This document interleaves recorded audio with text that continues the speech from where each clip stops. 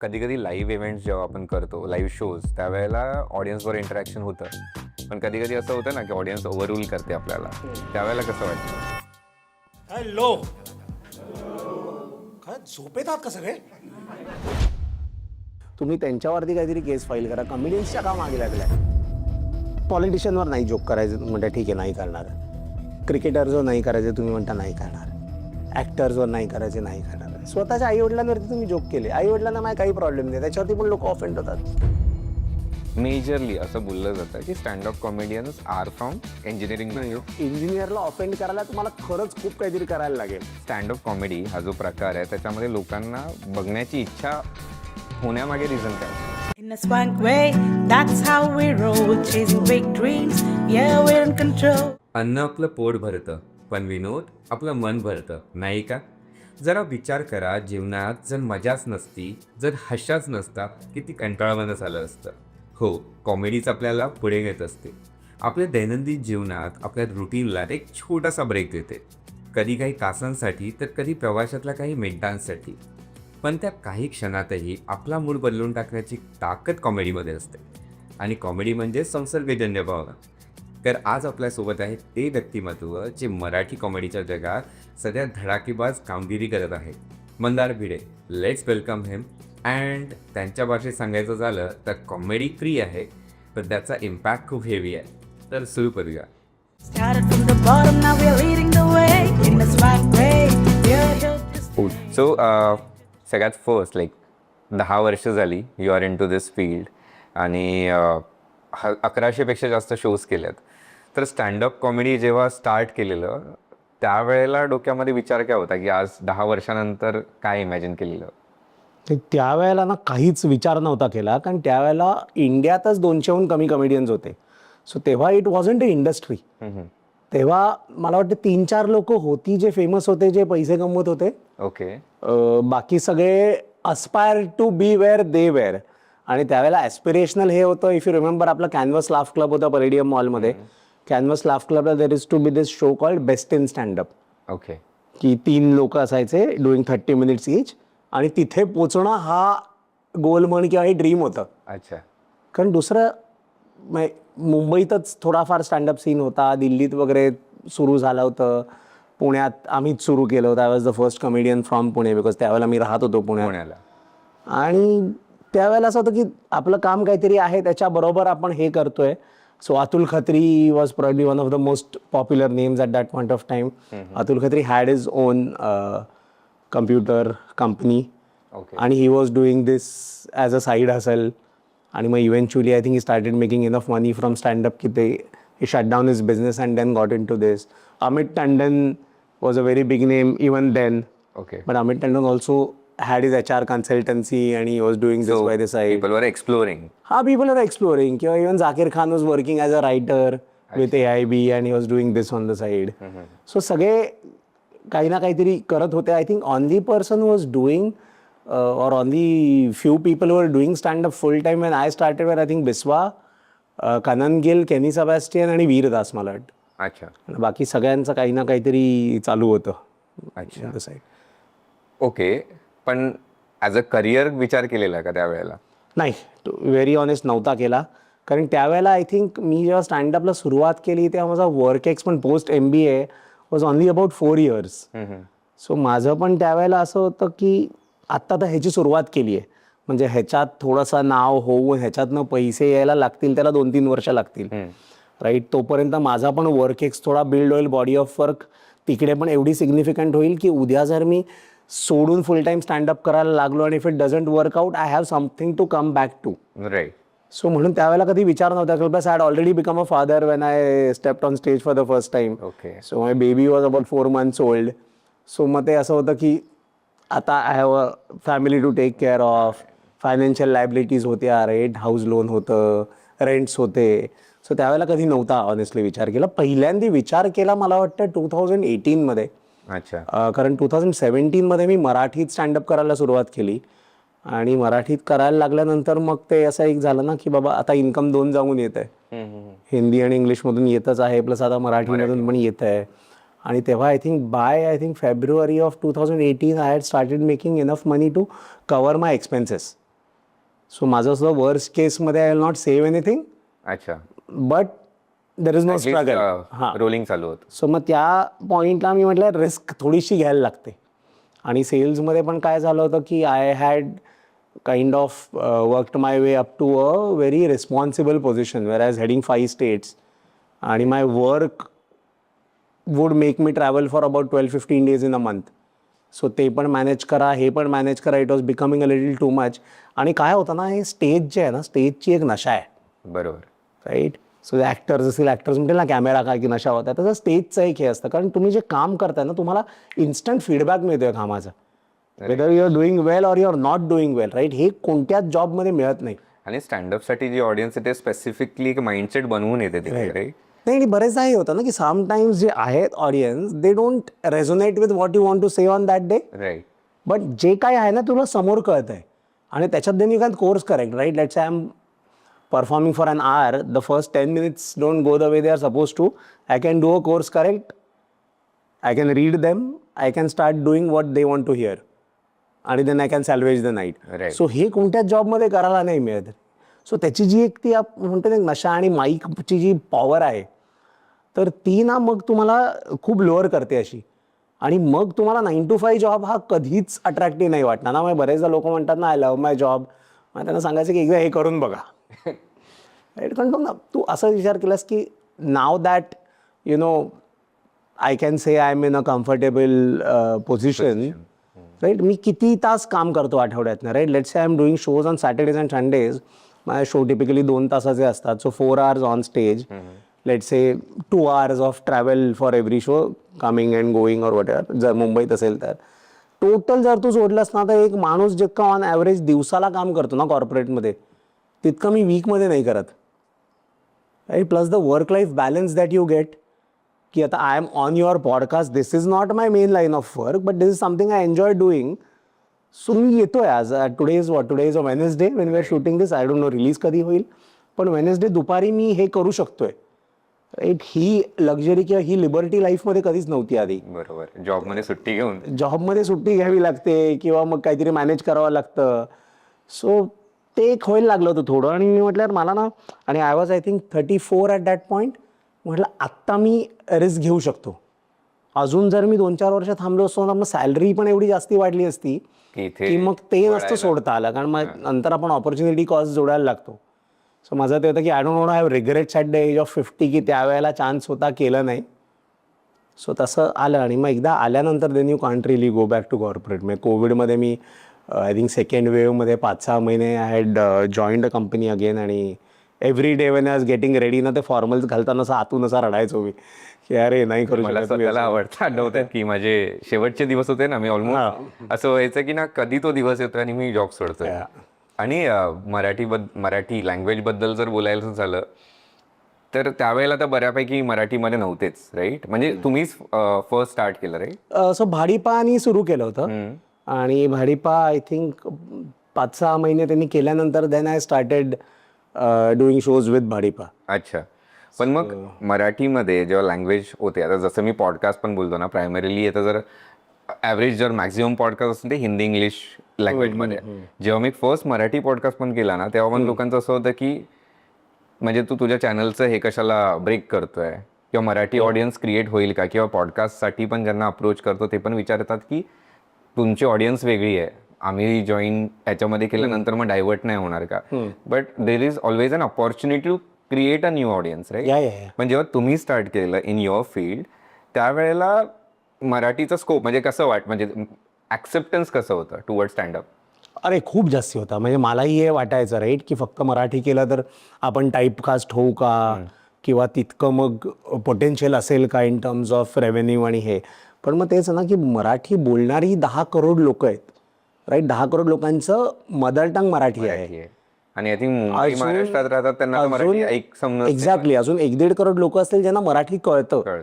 आता कितीतरी वेळेला माझ्या शोजना लोक येतात जे मराठी नसतात, राईट, पण ते येतात बिकॉज दे लाईक आम्हाला बोलता नाही आलं तरी आम्हाला कळतं मराठी, राईट. सो कितीतरी गुजराती लोक येतात, बेंगॉली लोक येतात जे इकडेच वाढलेत, बिकॉज इकडे सगळ्यांची कंपल्सरी लँग्वेज स्कूलमध्ये मराठी असते, राईट.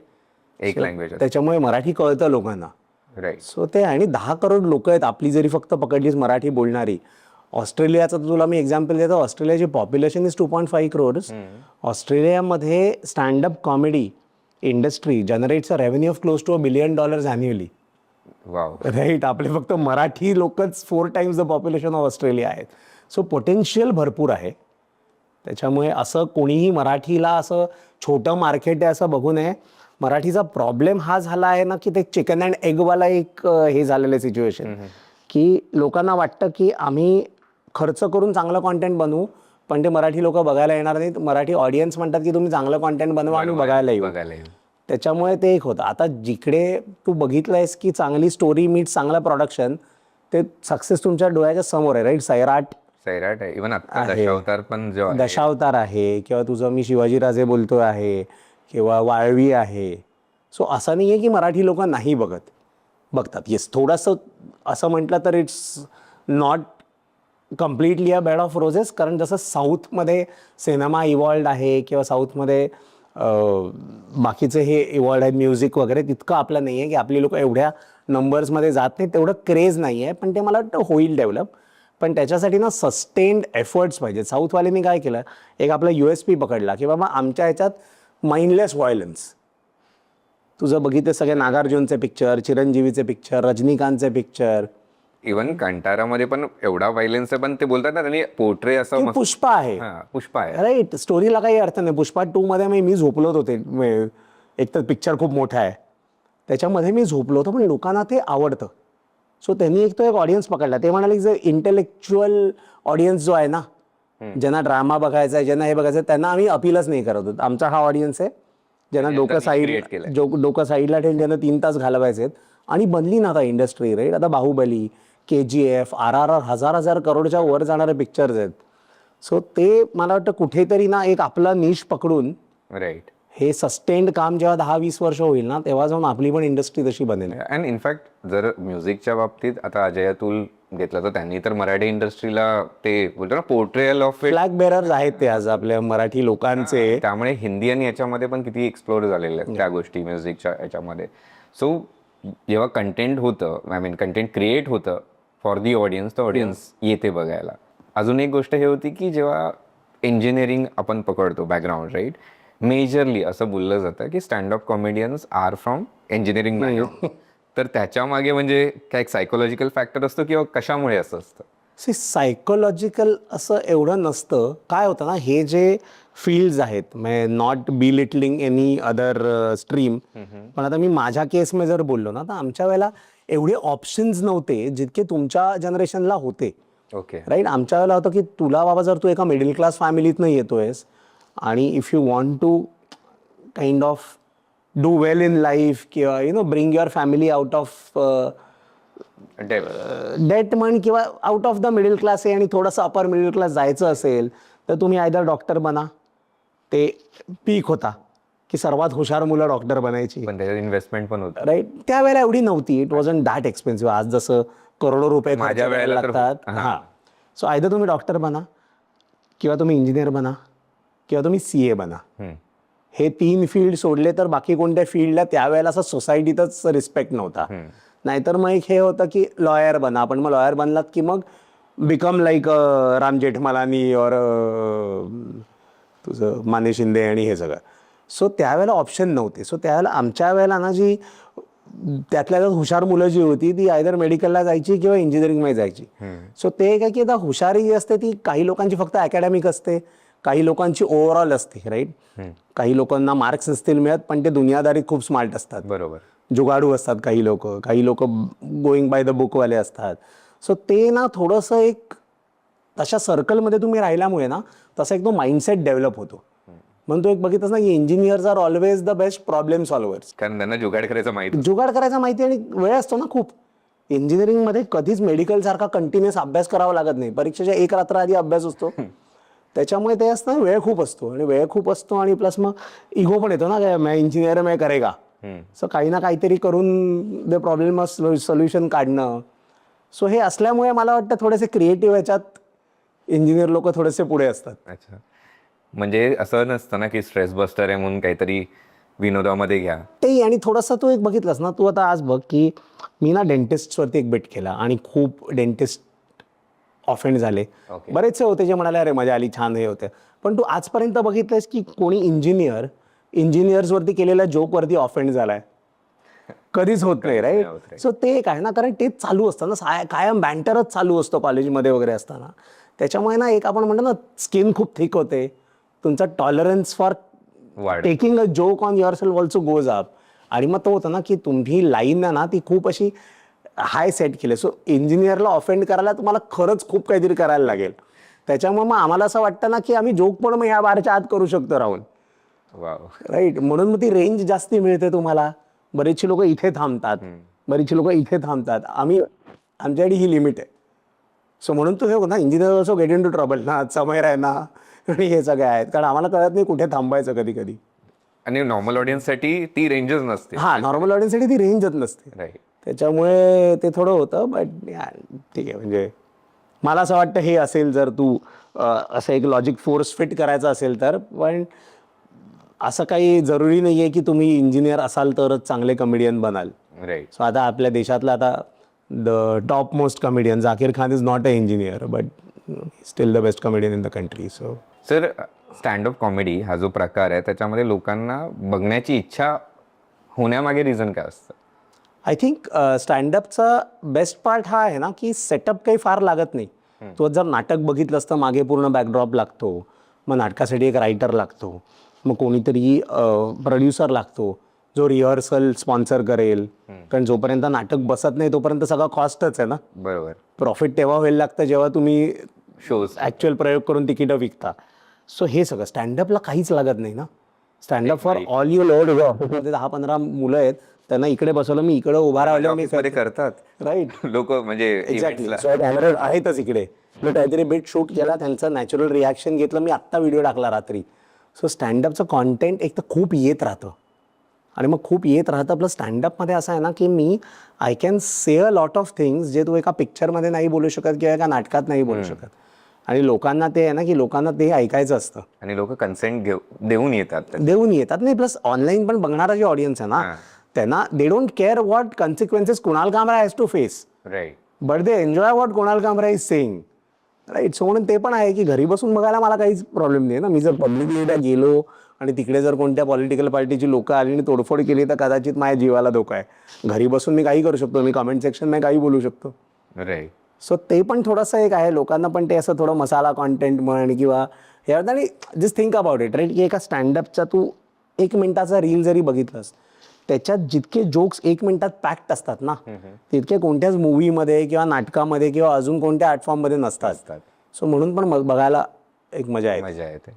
आणि the way you are telling की कॉन्सिक्वेन्सेस पण असतात. पण जेव्हा हे कॅन्सल कल्चर जे क्रिएट झालं रे, की आपण काहीतरी बोलतो सोशल मीडियावरती, मग त्याच्यानंतर लोकांच्या कमेंट्स येतात, त्याच्यानंतर कोणीतरी ऑफेंड होतं आणि त्याच्यानंतर तो बोलतात ना, एक छोटी गोष्ट एक इश्यूमध्ये क्रिएट होतं आणि लोक मग सरळ सरळ बॉयकॉट करायला लागतात. सो त्याच्यामुळे म्हणजे बोथ वेज, लाईक तुमच्या प्रोफेशनली कसा होतं आणि मेंटली कसा अफेक्ट होतो? होतो की नाही होत? अफेक्ट होतं. आता माझं जर तू एक्झाम्पल मी जर दिलं, राईट, मी क्लीन कॉन्टेंट करतो, माझ्या शोला एज लिमिट 8+ असते, माझ्या शोमध्ये मी काही ऑफेन्सिव्ह बोलत नाही. पण आता ह्या वर्षीच्या सुरुवातीला ज्या 2 कंट्रोवर्सीज झाल्या, त्याच्यानंतर अचानक स्टँडअपवरती इतकी स्क्रुटिनी आली की असं व्हायला लागलं की तुमचा ऑडिटोरियममध्ये शो असेल तर नियरेस्ट पोलीस स्टेशनमध्ये जाऊन तुम्हाला सांगायला लागायचं, राईट? एक तुम्हाला नोट द्यायला लागायची किंवा तुमच्याकडे सेन्सरचं सर्टिफिकेट जे आजपर्यंत कधीच कोणी मागितलं नव्हतं ते लागायचं. हे सगळं करून पण प्लेन क्लोथ्समध्ये पोलीस तुमच्या शोमध्ये येऊन बसायचे.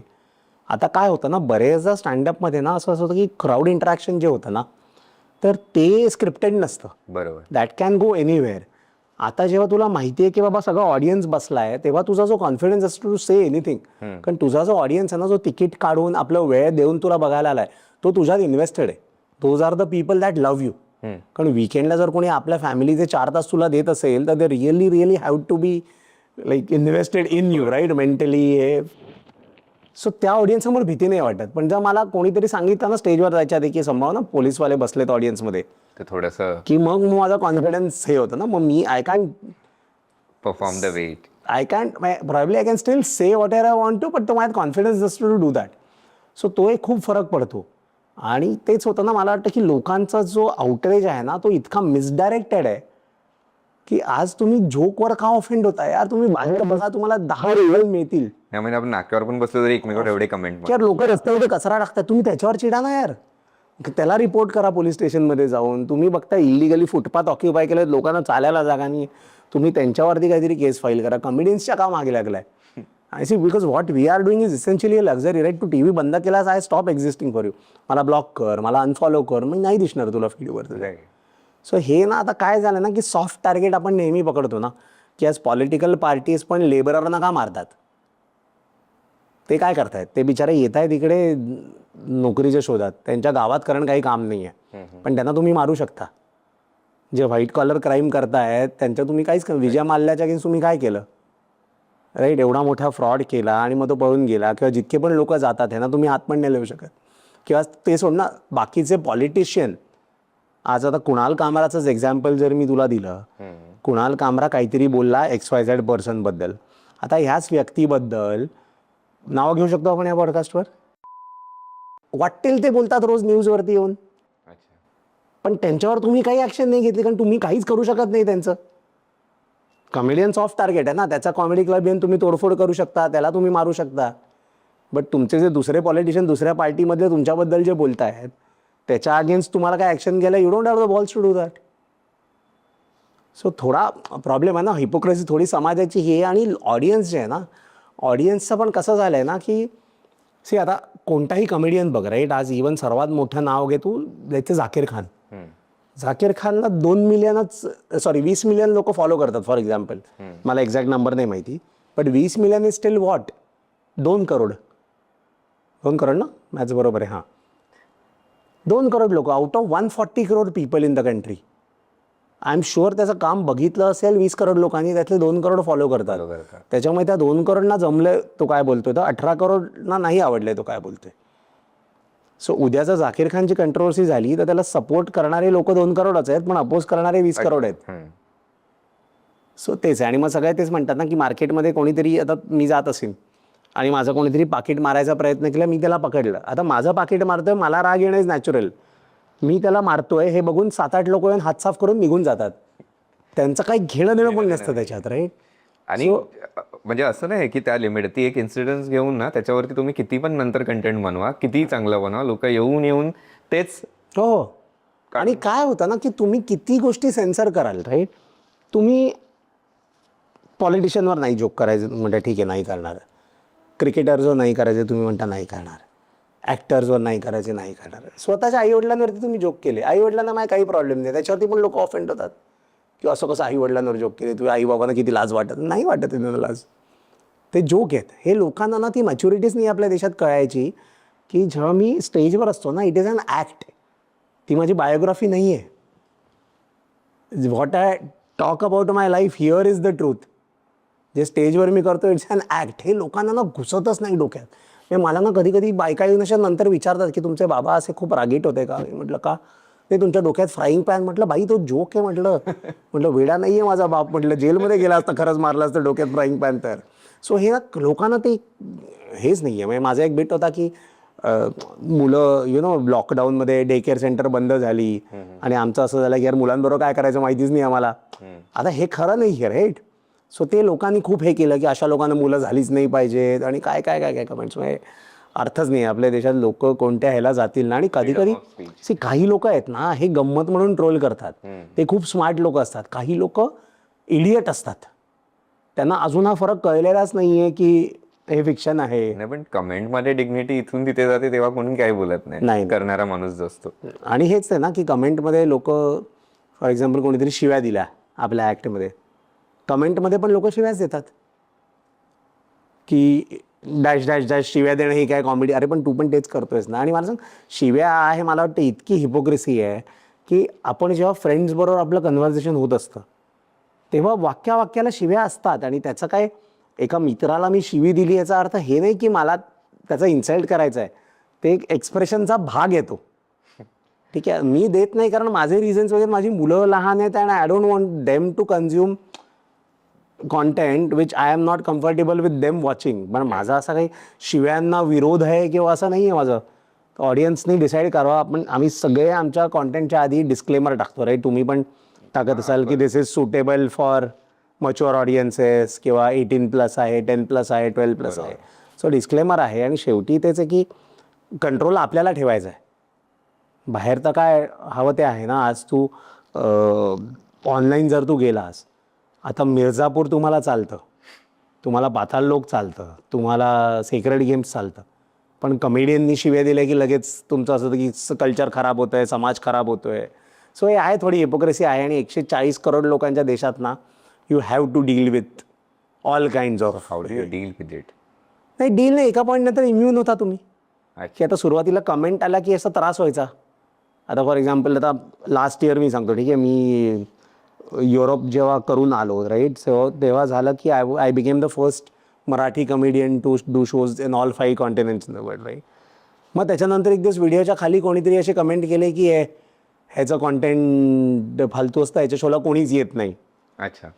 तर तेव्हा ना मी असा एकदम मी हे होतो, मी त्याला कमेंट रिप्लाय केलं की एकदा बघ की किती किती ह्याच्यात केलं आहे. पण नंतर मग मी विचार केला, म्हटलं यार ह्या माणसाला काय फरक पडतोय, ज्यांना पडतोय ते तिकीट काढून आलेच शोजला. सो मी ती जाऊन कमेंट डिलीट केली. आधी मी ना एंगेज करायचो उगाच ट्रोलशी, आता मी सोडून दिलं आहे. बिकॉज त्या लोकांना पण end of the day attention हवं असतं ना. सो ते आपण दिलंच नाही ना, तर शेवटी त्याच्यानं भुंकून भुंकून किती भुंकणार. कारण त्याच्या रिॲक्शनवरती अजून 50 कमेंट येतात. हां एक्झॅक्टली. सो त्याच्यामुळे माझं आता मी सोडून देतो, तुला जे वाटतं ते वाटू दे म्हटलं. माझी लाईफ खूप छान चालू आहे. Right. I don't care what you think about me, असं आहे. आणि आता एवढे सगळे कट आले की पॉलिटिकल नाही बनवायचं, त्याच्यानंतर ॲक्टर्स किंवा हे सगळं झाल्यानंतर मग उरतात काय विषय? एक्झॅक्टली ना. आणि मग तेच आहे की तो आपण म्हणतो ना की मगाशी मी म्हणतात तसं बार कोणासाठी तरी इकडे आहे, कोणासाठी इकडे आहे, कोणासाठी इकडे आहे. त्याच्यामुळे आता माझं असं झालं आहे ना की I do jokes in a way where I want get into any legal trouble. अच्छा. कारण ऑफेंड तर होणारच आहे कोणी ना कोणीतरी. हत्ती मुंगीचे जोक केले तरी लोक ऑफेंड होणार आहेत. मी मध्ये यार एक लगानवरती बिट केला, त्याच्यावरती एकाची कमेंट आली की अरे don't make jokes on a legendary movie.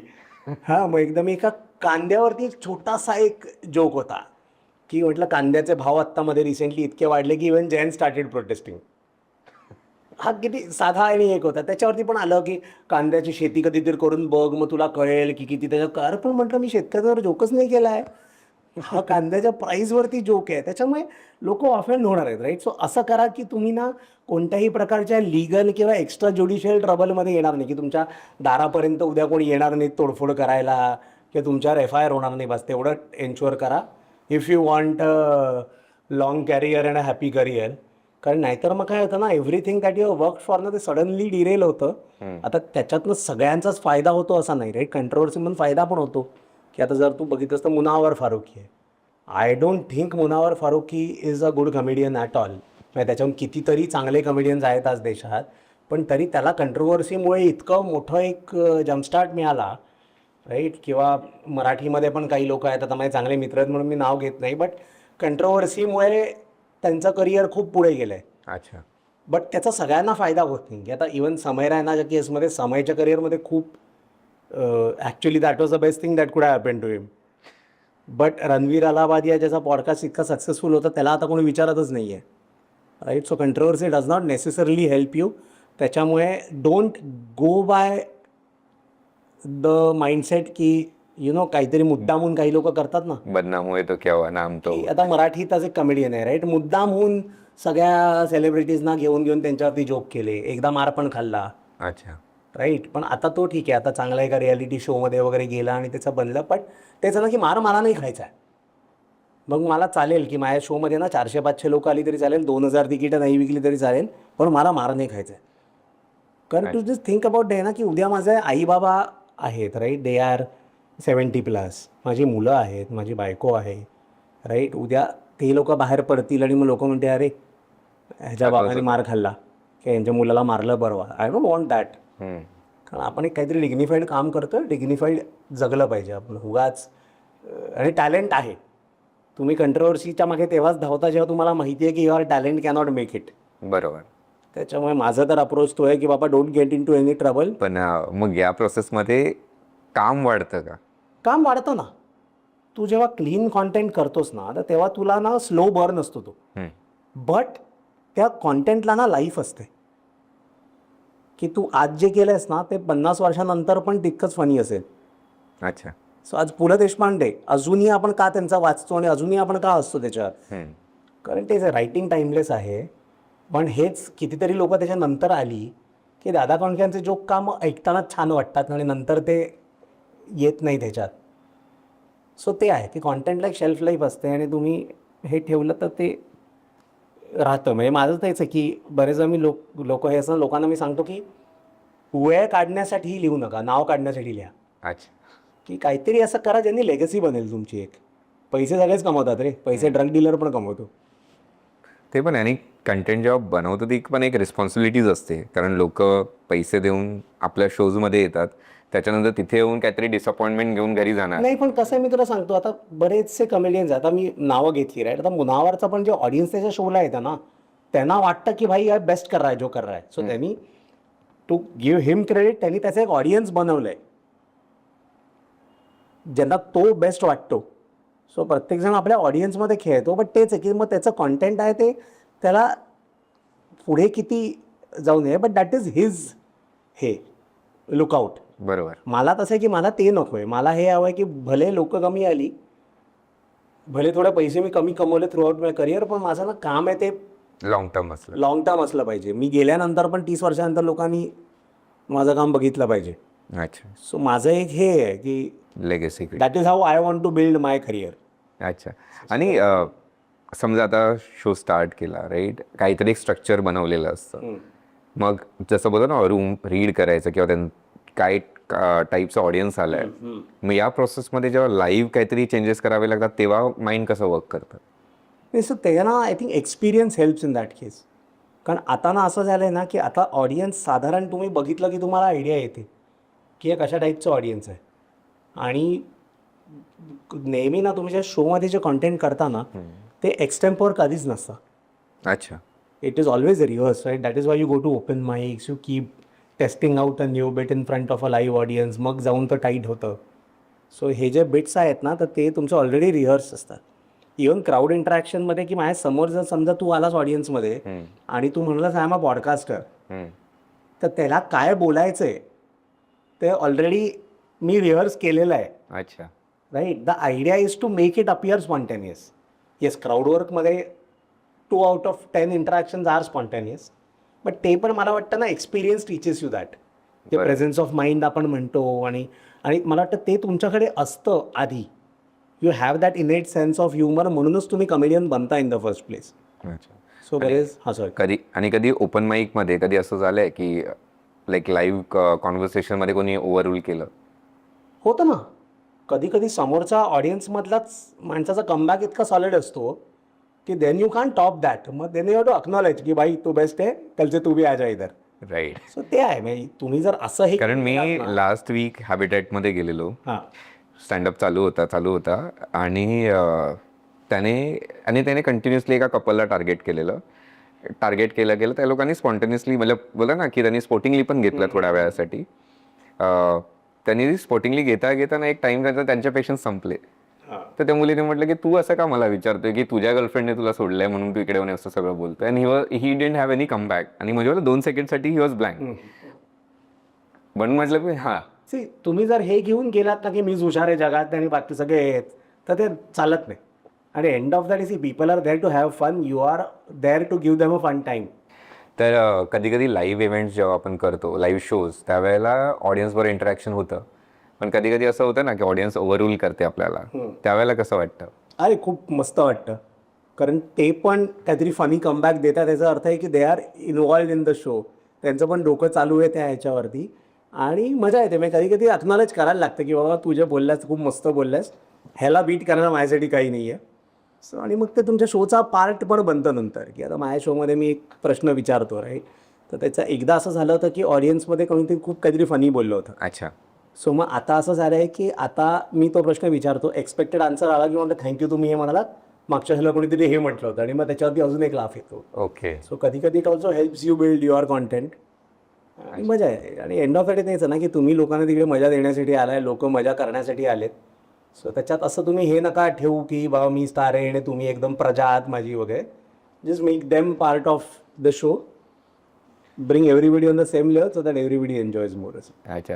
आणि मग ते काय बोलतात एक ते ब्रह्मास्त्र काय असतं किंवा जेव्हा ट्रॅक पूर्ण इथून तिथे जातो त्यावेळेला? मला वाटतं तेच आहे ना, ब्रह्मास्त्र असं आहे की बेसिकली तुम्ही किती पटकन आईस ब्रेक करता हम्म. आणि तुम्ही त्यांना सेम पेजवरती आणता.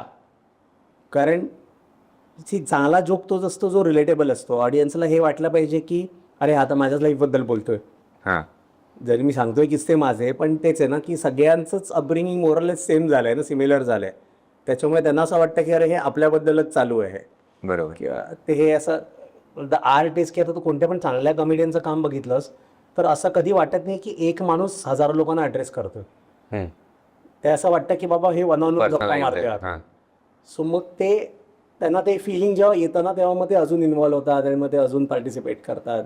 तर आता आपल्या शोजला 8 इयर्स प्लस तुम्ही सांगितलं येतात लोक, तर मग प्रत्येक वयोगटानुसार म्हणजे त्यांचं जी एज ग्रुप आहे आणि आता जी कंटेंट कन्झ्युम करण्याची जी आत्ताची जनरेशन आणि जी आपली आधीची जनरेशन आहे ऑफकोर्स डिफरंट आहे. मग त्याला एक जनरलाइज कंटेंट क्रिएट करणं म्हणजे कसं सुचतं किंवा काय आयडियोलॉजीज असतात? सो माझं जे ऑडियन्स आहे ना ते थोडंसं ओल्डर ऑडियन्स आहे. हम्म. माझ्या शोला average age of the audience is around 35 to 40 years. Okay. I am 41. So माझं थोडंसं ना रिलेटेबिलिटी त्या एज ग्रुपमध्ये जास्ती आहे. 8+ ठेवायचं कारण हे आहे की आज माझ्या वयाची जितकी पण लोक आहेत ना सगळ्यांना लहान मुलं आहेत. अच्छा. त्याच्यामुळे त्यांचं असं होतं की आम्हाला शोला यायचं आहे पण लहान मुलांना स्टँडअप शोला कसं आणायचं. माझं जे किंवा क्लीन कॉन्टेंट आहे, you can get your kids for the show. अच्छा. सो म्हणून ते एक आहे. नाहीतर माझ्या एज ग्रुपचे लोक येऊच शकणार नाहीत ना, कारण मुलांना कुठे ठेवायचं. हो. हा एक सर्वात मोठा आजच्या तारखेला चॅलेंज आहे ना, कारण पूर्वी कसं जॉईंट फॅमिलीमध्ये बरीच लोकं असायची मुलांना सांभाळायला, म्हणून मुलांना घरी सोडून कपल जाऊ शकत. अच्छा. न्यूक्लिअर फॅमिलीजमध्ये तो ऑप्शन नसतो बऱ्याच लोकांकडे, किंवा एस्पेशली म्हणजे ट्रॅव्हल अब्रॉड. इकडे तरी ठीक आहे, चल पेरेंट्स तुझ्या बरोबर नसतील राहत तर जवळपास कुठेतरी राहत असतील त्यांच्याकडे सोडू शकतो. की आपल्याकडे day cares are not very expensive. बाहेरच्या देशांमध्ये हे सगळं खूप महाग आहे. बरोबर. त्याच्यामुळे मग जर तू इंटरनॅशनली करत असशील तर मग तिकडे तर तुला you can let go of a audience. बरोबर. कारण तुम्ही जाता एकदा लिमिटेड लोक असतात तिकडे, त्यातली पण जर 10% लोक ह्याच्यामुळे नाही येऊ शकली की मुलांची काळजी कोणी घेणार. तर म्हणून ते हे होतं. आणि मग प्लस कसं असतं की क्लीन कॉन्टेंट असं लोक पेरेंट्सना पण घेऊन येतात, लोक इनलॉजना पण घेऊन येतात. सो जिथे तुम्ही नॉर्मली 2 तिकीटं विकाल तिकडे तुम्ही 5-6 विकतात. अच्छा. सो तो एक बरोबर केस आहे ती. जसं आपण बोलतोय इंडियन आणि इंटरनॅशनल ऑडियन्सेस, राईट, की जेव्हा आपण परफॉर्म करतो तेव्हा रिॲक्शन्स काही वेगळ्या असतात का? एवढ्या नसतात वेगळ्या, कारण आपण बाहेरच्या देशात जेव्हा परफॉर्म करतो ना तर तेव्हा ना आपलं मराठी शोजचं मी तुला सांगतो, मराठी शोचा ऑडियन्स जो असतो ना, त्याचं कंपोजिशन बहुतेक सगळ्या कंट्रीजमध्ये सेम असतं. 80% लोक असतात ही मुंबई आणि पुण्यातली असतात, 10% लोक नाशिक आणि नागपूरची असतात आणि उरलेली 10% ते रेस्ट ऑफ महाराष्ट्राची असतात. हे कुठेही तुझा ऑलमोस्ट हा सेम पॅटर्न फॉलो होतो. त्याच्यामुळे असं ना पहिला 1 मिनिट शोचा झाल्यानंतर ना खरंच कळत नाही की तू दादरमध्ये आहेस का दिल्लीमध्ये आहेस का डार्जिलिंगमध्ये का कुठे आहेस. म्हणजे सगळं audience, I think Marathi audience as a group are pretty homogeneous wherever you go in the world. Very nice. त्याच्यामुळे हिंदीत हेच जर तू बघित असणार तर खूप फरक आहे. अच्छा. इंडियातच फक्त परफॉर्म कर. मुंबईचं ऑडियन्स वेगळं आहे, अहमदाबादचं ऑडियन्स वेगळं आहे, चेन्नईचं ऑडियन्स वेगळं आहे, बँगलोरचं ऑडियन्स वेगळं आहे, कॅलकट्टाचं ऑडियन्स वेगळं आहे, दिल्लीचं एकदमच वेगळं आहे. आणि क्राऊड प्रमाणे ते इंटरॅक्शन्स पण डिफरंट होऊन हां. सो कॉन्टेंट पण जर तू बघितलंस ना, खूप वेगळ्या प्रकारचं कॉन्टेंट वेगळ्या जागी चालतं. की दिल्लीमध्ये थोडं लाऊड असेल तर ते चालतं, बँगलोरमध्ये थोडं सटल असेल ते चालतं. त्याच्यामुळे इंडियात हा हिंदीमध्ये एस्पेशली खूप फरक जाणवतो. मराठीत हार्डली काही फरक पडतो तुम्ही कुठे परफॉर्म करताय त्यांनी. अच्छा. आणि वेल परफॉर्मिंग असं काही वियर्ड मुमेंट्स आहेत की आठवतात की हां चल असं काहीतरी घडलं होतं?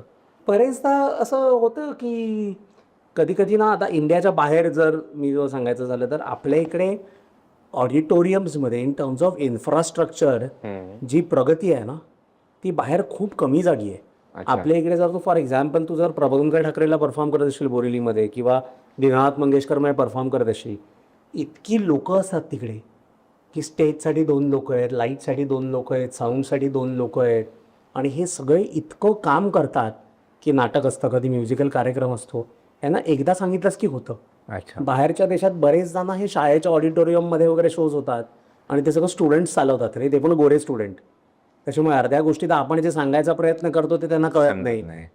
अर्ध्या गोष्टीत जर आपले उच्चार, आपण आता बेस म्हणतो ना, त्याला बाहेर सगळीकडे बेस नाही म्हणत, काही लोक बासच म्हणतात त्याला. हो. ट्रेबल आपण म्हणतो किंवा गेन आपण म्हणतो, ते गेन त्यांना कळत नाही, मग त्यांना व्हॉल्यूम सांगायला लागतं, त्यांना हे सांगायला लागतं. अशा बऱ्याचशा अशा ना तिकडे बाहेर टेक्निकल चॅलेंजेस खूप येतात. अच्छा. की आपल्या इकडे तू जर सांगितलंस ना की बाबा मला मागे कर्टनला एक विशिष्ट लाईट हवा आहे, मला पुढे एक वेगळा लाईट हवा आहे, किंवा मग आपण इकडे सांगतो की बाबा मला ना तू 4-5 ऑप्शन देऊन दाखव. तिकडे ते स्टुडंट असतात तर ते म्हणतात तुला कोणता लाईट हवा आहे तू सांग, तो देऊ, आम्ही 10 ऑप्शन नाही देणार. सो अशा सगळ्या गोष्टी होतात, पण ते काय आपण जाऊन जाऊन शिकतो. मग आता माहिती आहे की बाबा you know what to expect. पहिल्यांदा आपण जातो तेव्हा आपल्याला अचानक एकदम असा कल्चर शॉक बसतो की अरे यार तू साला स्टेज सांभाळणारा माणूस आहेस, तू काय ॲटिट्यूड देतोस मला. बरोबर. पण आता ते माहिती झालं किंवा त्यांच्या इकडे थोडा लेबरचा आहे प्रॉब्लेम, त्याच्यामुळे त्यांच्या ह्यांनी घ्यायला लागतात. किंवा मग असं असतं की इकडे जसं मला सेटअप करायला 10 ते 15 मिनिटं लागतात आपल्या देशात, बाहेर गेलं की मग मी 1-1.5 तास ठेवतो त्याच्यासाठी. अच्छा. की बाबा एखादा if something goes wrong you need to have that much buffer. Performance of course प्रत्येक दिवशी तर काय सेम तर नसतोच. मग बोलतात ना एक खराब दिवस असतो की ज्या वेळेला बोलतात ना नाही होत, म्हणजे कारण काय असतं ना आपली मेंटल कंडिशन पण पाहिजे असते. तर मग असा कोणता खराब दिवस होता आणि काय केलं त्या दिवशी? खराब असा एक नाही, खराब असे अनेक दिवस असे गेले. अच्छा. आणि तेच आहे ना की तुम्हाला खूप फेलियर बघायला लागतं तर जाऊन तुम्ही सक्सेसफुल होता. आज तू बघित तसं विराट कोहली पण आऊट होतो ना 0वर, that doesn't mean Virat Kohli is a bad batsman. माझ्या शोमध्ये समजा 500 लोक आली, 500 लोकांना मी डिसअपॉइंट करतोय.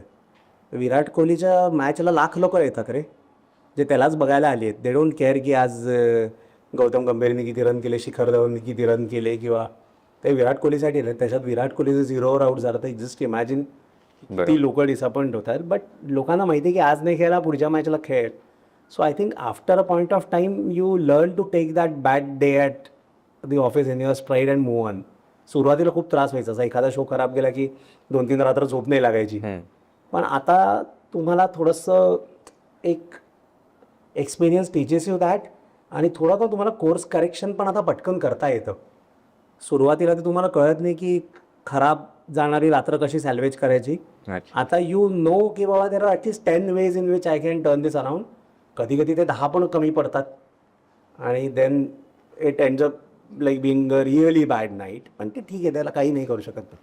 बट ठीक आहे, पण लाईक ऑडियन्सचं पण म्हणजे तेच बोलतंय, मानायला पाहिजे की ते लोक आत्ता समजूतदार झालेत. I mean specially for the live performances एवढे सगळे आता एनकरेजमेंट होते last. I think post Covid I think पुन्हा थोडंसं पुश झालंय सगळ्याच, स्पेशली मराठी नाटकं वगैरे वगैरे आता जेवढं यायला लागलंय. So it is about audience also की ते लोक किती सपोर्ट करतात त्या मोमेंट्सला. आणि कसं आहे ना, तुमचं जे आपण म्हणतो ना काम जर चांगलं असेल ना तर ऑडियन्सनं तुम्हाला they give you a longer rope. 2 टाईपचे ऑडियन्स येतात ना. एक ऑडियन्स असतं जे ऑलरेडी तुझे फॅन्स आहेत. ते फॅनना एखादा शो नाही आवडला ना, they come for the next show, कारण त्यांना माहिती आहे की you know how to come out of this. बरेचसे लोक पहिल्यांदा येत आहेत, आता त्यांना जर चांगला एक्सपिरियन्स नाही आला तर कदाचित ते परत नाही येणार. अच्छा. Which is fine. माहिती तुम्हाला ते एक रिअलायझेशन असलं पाहिजे की तुम्ही ना you can't please 100% of people 100% of the times. Right. There will be times when. आता परवाच्याच शोचं मी सांगतो, आत्ता 2 दिवसापूर्वी शो झाला, त्याच्यात एक कपल आलं होतं रे. ते लास्ट इयर एका शोला आले होते, ज्याच्यात आय थिंक मी होतो आणि मल्टिपल आर्टिस्ट होते. आणि after the show he sent me a message saying आम्ही जे एक्सपेक्टेशन घेऊन आलो होतो आम्हाला तितकी मजा नाही आली. सो मी त्यांना म्हटलं ठीक आहे, sorry you had this experience. म्हटलं होतं असं कधी कधी. बट तेच परवाच्या शो नंतर he sent me a message this saying this show was 10 on 10. So तेही होतं. आणि विच इज आय अप्रिशिएट की तसा फीडबॅक, बिकॉज क्रिटिकल फीडबॅक आहे ना, it always helps you improve as a performer if you are open to getting that kind of feedback. जर तू त्याच्यावरती ऑफेंड झालास आणि तू त्या माणसाला ब्लॉकच केलंस केलंस तर then you lose a customer for life. But at least you know now that person is genuine. Right. हां. सो ते होतं. आणि तो पण मॅच्युअर इनफ होता की तो एक नाही आला एक्सपिरियन्स, पण तो नेक्स्ट टाइम परत आला. सो तसे ऑडियन्स सारखे पण मिळत नाही. सो ते असतं, ते गिव्ह अँड टेक थोडासा चालतो. राईट. आणि आत्ता करंटली स्टँडअप कॉमेडीचं सध्या कल्चर काय चालू आहे?